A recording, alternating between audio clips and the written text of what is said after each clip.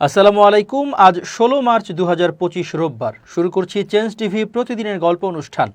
দর্শক, আপনাদের সঙ্গে রয়েছে আমি ইমতিয়াজ আহমেদ। শুরুতেই সংবাদ শিরোনাম। সেনাপ্রধানকে যা বললেন জাতিসংঘ মহাসচিব। রাজধানীর খামারবাড়িতে সেনাবাহিনীর হস্তক্ষেপে কমল জনভোগান্তি। ৩ মহাসচিব নিয়োগ দিচ্ছে বিএনপি।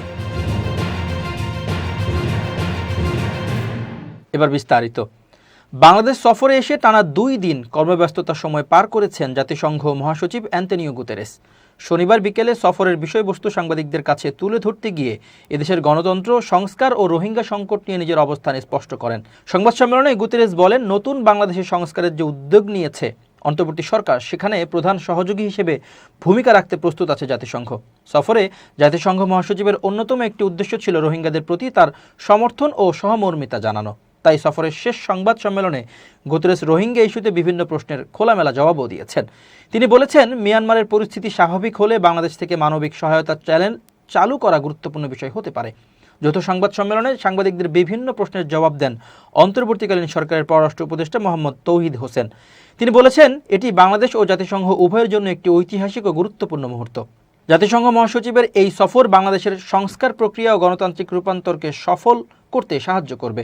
এর আগে শনিবার ঐক্যমত্য কমিশন ও রাজনৈতিক দলের সঙ্গে গোলটেবিল বৈঠক সহ দিনব্যাপী নানা কর্মসূচিতে যোগ দেন জাতিসংঘ মহাসচিব।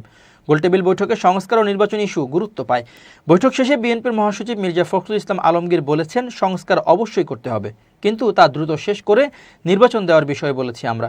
জামাত ইসলামের সেক্রেটারি জেনারেল মিয়া গোলাম পরওয়ার জানিয়েছেন, তাদের দল সংস্কার, সুষ্ঠু নির্বাচন ও জাতীয় ঐক্য নিয়ে কথা বলেছে। বৃহস্পতিবার বিকেলে ঢাকায় পৌঁছান জাতিসংঘ মহাসচিব। শুক্রবার কক্সবাজারের রোহিঙ্গা ক্যাম্প পরিদর্শন ও রোহিঙ্গা শরণার্থীদের সাথে সলিডারিটি ইফতার করেন। পরদিন শনিবার ঢাকার গুলশানে জাতিসংঘের নতুন ভবন উদ্বোধন সহ নানা কর্মসূচিতে যোগ দেন অ্যান্তনিও গুতেরেস। দুপুরে রাজনৈতিক দল ও ঐক্যমত্য কমিশনের সঙ্গে সংলাপ শেষে যৌথ সংবাদ সম্মেলনে অংশ নেন তিনি। এ সময় বাংলাদেশের সংস্কার উদ্যোগ ও রোহিঙ্গা ইস্যুতে কথা বলেন জাতিসংঘ মহাসচিব। তিনি বলেন, প্রধান উপদেষ্টা ডক্টর ইউনূসের নেতৃত্বে বাংলাদেশ একটি গুরুত্বপূর্ণ পরিবর্তনের মধ্য দিয়ে যাচ্ছে। আমি জনগণের গণতন্ত্র, ন্যায় বিচার ও সমৃদ্ধ ভবিষ্যতের প্রত্যাশাকে স্বীকার করি। অন্তর্বর্তী সরকারের সংস্কার ইস্যুতে বাংলাদেশ জাতিসংঘকে প্রধান সহযোগী হিসেবে বিবেচনা করতে পারে বলেও যৌথ সংবাদ সম্মেলনে জানান গুতেরেস। তিনি বলেন, বাংলাদেশ এখন ব্যাপক সংস্কার কার্যক্রমের মধ্য দিয়ে যাচ্ছে। আমি নিশ্চিত করতে চাই যে শান্তি বজায় রাখতে জাতিসংঘকে বাংলাদেশ সরকার এবং জনগণের ১ নম্বর সহযোগী হিসেবে গণ্য করতে পারেন আপনারা। আমরা সবার জন্য একটি ন্যায্য এবং টেকসই ভবিষ্যৎ নির্মাণ করতে চাই। বাংলাদেশে সফররত জাতিসংঘের মহাসচিব অ্যান্তনিও গুতেরেসের সঙ্গে সৌজন্য সাক্ষাৎ করেছেন সেনাপ্রধান জেনারেল ওয়াকারুজ্জামান। আন্তঃবাহিনী জনসংযোগ পরিদপ্তর এক সংবাদ বিজ্ঞপ্তিতে একথা জানায়। এতে বলা হয়, সৌহার্দ্যপূর্ণ এই বৈঠকে পারস্পরিক কুশল বিনিময়ের পাশাপাশি জাতিসংঘের মহাসচিব জাতিসংঘ শান্তিরক্ষা মিশনে বাংলাদেশের সশস্ত্র বাহিনীর পেশাদারিত্ব ও দক্ষতার প্রশংসা করেন এবং শান্তিরক্ষীদের গুরুত্বপূর্ণ অবদানের জন্য আন্তরিক কৃতজ্ঞতা প্রকাশ করেন। থমথমে রাজধানীর খামারবাড়ি। বাংলাদেশ সিভিল সার্ভিস অ্যাসোসিয়েশনের সদস্য সচিব মোহাম্মদ রেজাউল ইসলামের নেতৃত্বে অবস্থান কর্মসূচি চলছিল। সোয়া ১২টার দিকে টহলরত সেনাবাহিনী ও পুলিশ সদস্যরা অবস্থান কর্মসূচি ভণ্ডুল করে দেয়। এ সময় অবস্থান কর্মসূচিতে অংশ নেয়া কর্মকর্তাদের সরে যেতে দেখা যায়। কৃষি সম্প্রসারণ অধিদপ্তরের মহাপরিচালক সাইফুল আলম সহ আওয়ামী দোসরদের অপসারণের দাবিতে রাজধানীর খামারবাড়িতে বাংলাদেশ সিভিল সার্ভিস অ্যাসোসিয়েশনের ব্যানারে অবস্থান কর্মসূচি পালন করেছিলেন কিছু সরকারি কর্মকর্তা। অন্যদিকে আন্দোলনকারী কর্মকর্তাদের সাথে সংহতি জানিয়ে ফেস্টুন হাতে কিছু মানুষকে খামারবাড়ির গেটের বাইরে রাস্তা বন্ধ করে অবস্থান নিতে দেখা গেছে। তাদের ফেস্টুনে লেখা ফ্যাসিবাদ বিরোধী শিক্ষার্থীবৃন্দ। এ সময় অবস্থান কর্মসূচির আশেপাশে বিপুল সংখ্যক পুলিশ সদস্যের উপস্থিতি দেখা গেছে। টহল দিতে দেখা গেছে একদল সেনা সদস্যকেও। রোববার বেলা ১২টার দিকে সরেজমিনে দেখা যায় বাংলাদেশ সিভিল সার্ভিস অ্যাসোসিয়েশনের সদস্য সচিব মোহাম্মদ রেজাউল ইসলামের নেতৃত্বে অবস্থান কর্মসূচি চলছিল। সোয়া ১২টার দিকে টহলরত সেনাবাহিনী ও পুলিশ সদস্যরা অবস্থান কর্মসূচি ভণ্ডুল করে দেয়। এ সময় অবস্থান কর্মসূচিতে অংশ নেয়া কর্মকর্তাদের সরে যেতে দেখা যায়। তবে ফ্যাসিবাদ বিরোধী শিক্ষার্থীবৃন্দ ততক্ষণে খামারবাড়ি মোড়ে অবস্থান নিয়ে যান চলাচল বন্ধ করে দেয়। জানা গেছে, ফ্যাসিবাদ বিরোধী শিক্ষার্থীদের নেতৃত্ব দিচ্ছিলেন গণ অধিকার পরিষদের অর্থ সম্পাদক কৃষিবিদ শহীদুল ইসলাম ফাহিম। এ সময় শেরেবাংলা কৃষি বিশ্ববিদ্যালয় ও তেজগাঁও কলেজ ছাত্রদলের কিছু নেতাকর্মীকেও দেখা যায় সেখানে। জানা গেছে, মোহাম্মদ মাহবুবুর রশিদের বদলি ঘিরে খামারবাড়িতে এ অস্থিরতা তৈরি হয়েছে। গত বৃহস্পতিবার কৃষি সম্প্রসারণ অধিদপ্তরের প্রশাসন ও অর্থ উইংয়ের উপপরিচালক ডক্টর মোহাম্মদ মাহবুবুর রশিদকে মেহেরপুরের বারাদি হর্টিকালচার সেন্টারে উপপরিচালক পদে বদলির প্রজ্ঞাপন জারি করে কৃষি মন্ত্রণালয়। মাহবুবুর রশিদের স্থলাভিষিক্ত করা হয় উদ্ভিদ সঙ্গ নিরোধ উইংয়ের উপপরিচালক মোহাম্মদ মুরাদুল হাসানকে। জানতে চাইলে কৃষি সম্প্রসারণ অধিদপ্তরের মহাপরিচালক সাইফুল আলম বলেন, সরকারের নির্দেশনায় আমরা চলি। খামারবাড়িতে যারা বিশৃঙ্খলা তৈরি করেছে তাদের ছাড় দেয়া হবে না। বিএনপিতে হচ্ছেন ৩ মহাসচিব, এটি দৈনিক বাংলাদেশ প্রতিদিনের প্রধান শিরোনাম। খবরে বলা হয়, দেশের সর্ববৃহৎ রাজনৈতিক দল বিএনপিতে মহাসচিব হবেন ৩ জন। একজন হবেন সাংগঠনিক বিষয়ক মহাসচিব, আরেকজন আন্তর্জাতিক বিষয়ক মহাসচিব এবং অন্যজন দায়িত্ব পালন করবেন প্রশাসনিক বিষয়ক মহাসচিব হিসেবে। দলের জাতীয় কাউন্সিল অধিবেশনে কিংবা চেয়ারপারসনের গঠনতান্ত্রিক ক্ষমতা বলে নিয়োগ দেওয়া হতে পারে মহাসচিবদের। এছাড়াও দলের কেন্দ্রীয় কার্যনির্বাহী কমিটির কাঠামোতে আরও বড় ধরনের পরিবর্তন আসতে পারে। যুক্ত হতে পারে কো চেয়ারম্যান পদ, তবে এটি শুধু দলের জাতীয় সম্মেলন, জাতীয় কাউন্সিলের মাধ্যমেই হতে পারে। এসব বিষয়ে প্রক্রিয়া শুরু হয়েছে। দলীয় হাইকমান্ড তারেক রহমান সর্বোচ্চ নীতি নির্ধারণী ফোরামের সদস্যদের সঙ্গে বিষয়টি নিয়ে আলাপ আলোচনা করেছেন। সংশ্লিষ্ট নির্ভরযোগ্য একাধিক সূত্রে এসব তথ্য জানা গেছে জনগণের ভোটে আগামী জাতীয় সংসদ নির্বাচনে নির্বাচিত হলে নির্বাচন পরবর্তী সরকার গঠন প্রক্রিয়ার বিষয় নিয়েও আলাপ আলোচনা ও কার্যক্রম চলছে। ভারপ্রাপ্ত চেয়ারম্যান তারেক রহমান ঘোষিত নির্বাচনোত্তর ঐক্যমত্যের জাতীয় সরকার গঠনের বিষয়টির উপর গুরুত্বারোপ করা হচ্ছে। বিশেষ করে ফ্যাসিস্ট শেখ হাসিনার সরকার বিরোধী যুগপৎ আন্দোলনের শরিক দলগুলোর নেতাদের কিভাবে মূল্যায়ন করা হবে সেসব বিষয় নিয়েও আলোচনা চলছে। কাকে কোথায় মনোনয়ন ছাড় দেয়া হবে কিংবা কাকে মন্ত্রিত্ব দেওয়া হতে পারে এসব বিষয় নিয়েও কার্যক্রম চলছে। এছাড়া দলের ভিতরে কারা মনোনয়ন পাবেন এবং কারা মন্ত্রিত্ব পাবেন অথবা কারা কোন অবস্থানে থাকবেন সেসব নির্ভর করবে সংশ্লিষ্ট নেতাদের নিজ নিজ পারফরমেন্সের উপর। দলের সব নেতার আমলনামা ইতোমধ্যে হাইকমান্ডের কাছে জমা হয়েছে। এর মধ্যে বেশ কিছু উচ্চ পর্যায়ের নেতার নাম চাঁদাবাজির অভিযোগের খাতায় যুক্ত হয়েছে। তাদের ব্যাপারে শক্ত অবস্থান নেবেন ভারপ্রাপ্ত চেয়ারম্যান। তাছাড়া যারা বিগত হাসিনা সরকারের সঙ্গে আতাত এবং নিজ দলের সঙ্গে বেইমানি করেছিলেন সেসব তথ্য পর্যালোচনা করা হচ্ছে।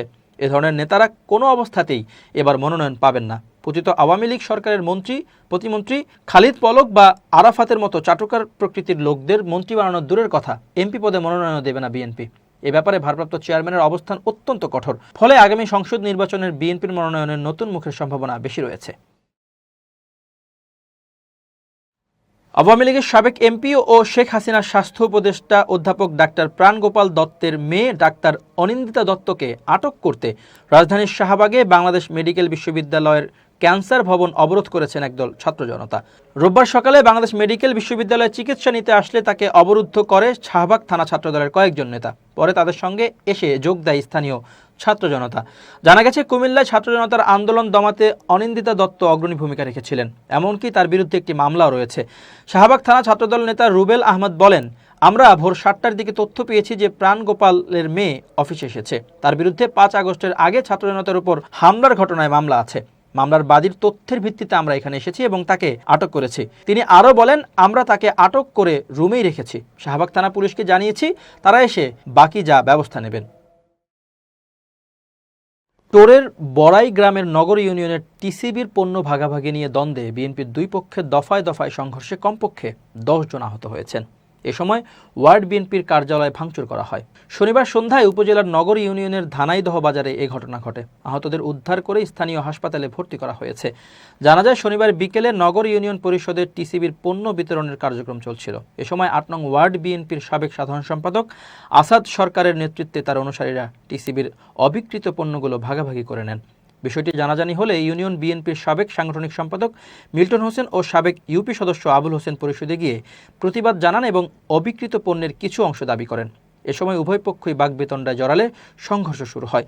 খবর পেয়ে পুলিশ ঘটনাস্থলে গিয়ে উভয় পক্ষকেই ছত্রভঙ্গ করে দেয়। পরবর্তীতে বিকাল 4:30টার দিকে নগর ইউনিয়ন বিএনপির সাবেক সাংগঠনিক সম্পাদক মিল্টন হোসেন তার অনুসারীদের নিয়ে ওয়ার্ড বিএনপির কার্যালয়ে বসেছিলেন।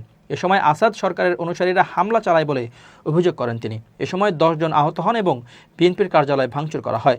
নগর ইউনিয়ন বিএনপির সাবেক সাংগঠনিক সম্পাদক মিল্টন হোসেন বলেন, টিসিবির অবিকৃত পণ্য ভাগ করে নেওয়ার প্রতিবাদ করায় আসাদ সরকারের অনুসারীরা হামলা ও ভাঙচুর করেছে। পুলিশ ঘটনাস্থলে এসে পরিস্থিতি শান্ত করার আগ মুহূর্তে পুনরায় তারা পুলিশের উপস্থিতিতে দেশীয় অস্ত্র দিয়ে হামলা চালায়। বহুল আলোচিত বুয়েট শিক্ষার্থী আবরার ফাহাদ হত্যা মামলায় বিচারিক আদালতের রায় অপরিবর্তিত রেখে ২০ আসামির মৃত্যুদণ্ড বহাল রেখেছে হাইকোর্ট। একই সঙ্গে ৫ জনের যাবজ্জীবনের আদেশও বহাল রাখা হয়েছে। রোববার বিচারপতি AKM আসাদুজ্জামান ও বিচারপতি সৈয়দ এনায়েত হোসেনের হাইকোর্ট বেঞ্চ এ রায় ঘোষণা করেন। বুয়েট ছাত্রলীগের সাধারণ সম্পাদক মেহেদী হাসান রাসেল, সাংগঠনিক সম্পাদক মেহেদী হাসান রবিন ও তথ্য ও গবেষণা সম্পাদক অনিক সরকার অপু, সাহিত্য সম্পাদক মনিরুজ্জামান মনির সহ মৃত্যুদণ্ডপ্রাপ্ত সব আসামি ছাত্রলীগের বুয়েট শাখার নেতা। এর আগে আজ বেলা ১১টায় এ মামলায় মৃত্যুদণ্ডপ্রাপ্ত আসামিদের আপিল ও ডেথ রেফারেন্সের রায় ঘোষণা শুরু হয়। জ্যেষ্ঠ বিচারপতি AKM আসাদুজ্জামান রায় পাঠ করে শোনান। ২০১৯ সালের ৬ অক্টোবর রাতে বুয়েটের শেরেবাংলা হলে আবরার ফাহাদকে পিটিয়ে হত্যা করা হয়। এ ঘটনায় ১৯ জনকে আসামি করে পরদিন ৭ অক্টোবর চকবাজার থানায় হত্যা মামলা করেন আবরার ফাহাদের বাবা বরকতুল্লাহ। মাত্র ৩৭ দিনে তদন্ত শেষ করে একই বছরের ১৩ নভেম্বর চার্জশিট দাখিল করেন মামলার তদন্ত কর্মকর্তা গোয়েন্দা পুলিশের পরিদর্শক মোহাম্মদ ওয়াহিদুজ্জামান। এবার খুব জরুরি ১ মিনিট জানাচ্ছেন ইউনেস্কো ক্লাব পুরস্কার বিজয়ী সাংবাদিক আমিরুল মোমিনিন মানিক। খুব জরুরি ১ মিনিটে প্রত্যেককে আমন্ত্রণ। প্রিয় বন্ধুরা, আমরা যে কাজই করি না কেন যদি পরামর্শ নিই তাহলে সেই কাজটি আরও সুন্দর এবং সুচারু হতে পারে। ধরুন একটি কাজ আপনি করছেন, সেই কাজের বিশেষজ্ঞ আপনি, তবুও আপনি অন্যের পরামর্শ নিন। আপনি ঘরের মধ্যে কোনো কাজ করলে, পরিবারের সদস্যদের, অফিসে কাজ করলে অফিসের কর্তা বা সহকর্মীদের পরামর্শ নিতে পারেন। কারণ এই পরামর্শ নেওয়ার পর আপনি গ্রহণ করবেন বা করবেন না সেটা সম্পূর্ণ আপনার উপর, কিন্তু আপনি যে বিষয়গুলো জানতে পারবেন সেই বিষয়গুলো হয়তো আপনার কাছে নতুন মনে হতে পারে, অজানা হতে পারে। এর মধ্য দিয়ে কাজটিকে সফল করবার জন্যে নতুন নতুন অনুঘটক পাবেন, উদ্দীপনা পাবেন। ফলে আপনি কোনো বিষয়ের অভিজ্ঞ বা বিশেষজ্ঞ হলেও অন্যের পরামর্শ নিয়ে দেখুন না সেই কাজটি আরও দ্রুততার সঙ্গে সফল হয় কিনা।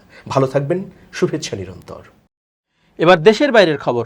ফিলিস্তিনের অবরুদ্ধ গাজা উপত্যকায় জিম্মি মুক্তির চুক্তিতে স্থায়ী যুদ্ধবিরতি নিয়ে হামাস সম্পূর্ণ অবাস্তব দাবি করছে বলে অভিযোগ করেছে মার্কিন যুক্তরাষ্ট্র। আরব নিউজের এক প্রতিবেদনে জানানো হয়েছে, ফিলিস্তিনি স্বাধীনতাকামী সংগঠন হামাস যুদ্ধবিরতি চুক্তিতে বাধা দিচ্ছে। মার্কিন যুক্তরাষ্ট্র হামাসের সঙ্গে সরাসরি আলোচনা চালিয়ে যাচ্ছে, যা দেশটির প্রথাগত নীতির বাইরে। এই আলোচনা প্রেসিডেন্ট ডোনাল্ড ট্রাম্পের নির্দেশনায় পরিচালিত হচ্ছে। হামাসের সঙ্গে আলোচনার পর মার্কিন প্রেসিডেন্ট ট্রাম্পের মধ্যপ্রাচ্য বিষয়ক দূত স্টিভ উইটকফ এবং মার্কিন জাতীয় নিরাপত্তা পরিষদের অফিস থেকে একটি বিবৃতি প্রকাশ করা হয়। এতে বলা হয়, হামাস মনে করছে সময় তাদের পক্ষে রয়েছে, তবে বাস্তবতা ভিন্ন।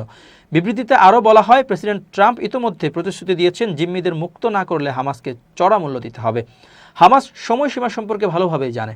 তারা যদি নির্ধারিত সময়ের মধ্যে পদক্ষেপ না নেয় তাহলে আমরা উপযুক্ত প্রতিক্রিয়া দেখাবো। ফিলিস্তিনের স্বাধীনতাকামী সংগঠন হামাস ও ইসরায়েল যখন পরোক্ষভাবে গাজা যুদ্ধবিরতি আলোচনা পুনরায় শুরু করছে, তখন হামাস জানিয়েছে তারা একজন ইসরায়েলি আমেরিকান জিম্মি এবং আরও 4 জনের দেহাবশেষ ফিরিয়ে দিতে প্রস্তুত। এর আগে বুধবার কাতারে মার্কিন দূত উইটকফ এক সেতু প্রস্তাব উপস্থাপন করেন। তিনি জানান, যদি হামাস ফিলিস্তিনি বন্দীদের বিনিময়ে জীবিত জিম্মিদের মুক্তি দেয় তবে যুদ্ধবিরতির প্রথম ধাপ আগামী এপ্রিলের মাঝামাঝি পর্যন্ত বাড়ানো হবে। তবে মার্কিন বিবৃতিতে উল্লেখ করা হয়েছে, হামাসকে জানানো হয়েছে এই সেতু পরিকল্পনা দ্রুত বাস্তবায়ন করতে হবে এবং দ্বৈত মার্কিন ইসরায়েলি নাগরিক এদান আলেকজান্ডারকে অবিলম্বে মুক্তি দিতে হবে। তবে দুর্ভাগ্যজনকভাবে হামাস বলেছে, স্থায়ী যুদ্ধবিরতি ছাড়া তারা এই প্রস্তাব গ্রহণ করতে পারবে না। এদিকে যুক্তরাষ্ট্রের পররাষ্ট্রমন্ত্রী মার্কো রুবিওর কাছে জানতে চাওয়া হয়, যুক্তরাষ্ট্র কি শুধু মার্কিন জিম্মিদের মুক্তির বিষয়টিকেই অগ্রাধিকার দিচ্ছে? জবাবে তিনি বলেন, আমরা সব জিম্মিদের মুক্তির বিষয়ে যত্নশীল। আমরা এমনভাবে কাজ করছি যাতে স্বাভাবিক বিনিময়ের মাধ্যমে সবাই মুক্তি পায়। ফলে হামাসের অনড় অবস্থানের কারণে গাজায় যুদ্ধবিরতির আলোচনা এখনও অচল অবস্থার মধ্যে রয়েছে, যা ভবিষ্যতে গাজা উপত্যকার সংকট আরও গভীর করতে পারে বলে আশঙ্কা করা হচ্ছে। দর্শক, শেষ করছি প্রতিদিনের গল্পের আজকের গল্প। changetv.press বাংলাদেশের ইউটিউব জার্নালিজমের অগ্রদূত। ভিজিট করুন এর ওয়েবসাইট www.changetv.press, ইউটিউব youtube.com/changetvpress এবং সাবস্ক্রাইব করুন চ্যানেলটি। নিয়মিত লাইক, কমেন্ট ও শেয়ার করে আপডেট রাখুন নিজেকে। ভালো থাকুন, নিরাপদে থাকুন, শুভেচ্ছা নিরন্তর।